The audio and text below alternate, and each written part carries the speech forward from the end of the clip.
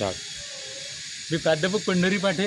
आज राष्ट्रपिता महात्मा गांधी यांचा स्मृती दिन आहे 30 जानेवारी. हा दिवस संपूर्ण देशामध्ये हुतात्मा दिन म्हणून पाळण्यात येतो. महात्मा गांधीजींचं आपल्या देशासाठी, प्रामुख्याने इंडियन नॅशनल काँग्रेससाठी काय योगदान आहे हे तुम्हा सर्वांना कल्पना आहे, अभिप्रेतसुद्धा आहे. महात्मा गांधींनी आपल्या देशाच्या एकीकरणासाठी काय प्रयत्न केलेत याची कल्पनासुद्धा तुम्हाला आहे.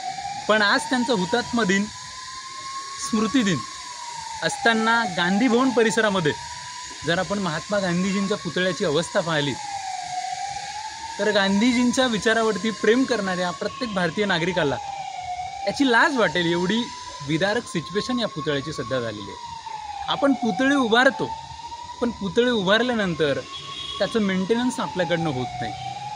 आपण राजकीय खेळीसाठी मोठ्या प्रमाणात प्रत्येक चौकामध्ये महापुरुषांचे पुतळे उभारतो, पण नंतर त्याची जी होणारी दुरावस्था आहे फार बिकट आहे.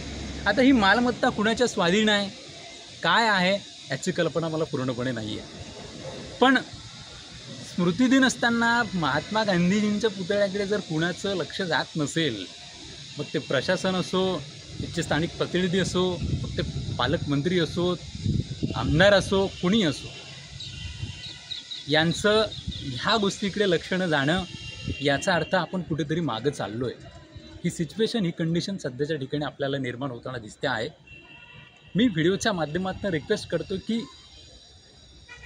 पुतळ्याचं मेंटेनन्स व्यवस्थापन जर आपल्याच्यानं होत नसेल, मग ते छत्रपती शिवाजी महाराज असतील, डॉक्टर BR आंबेडकर असतील, महात्मा फुले असतील, जातीय समीकरणासाठी पुतळे उभारून स्वच्छता होणार नसेल तर कृपया करून हे पुतळे उभं करण्यात काही अर्थ नाही आहे.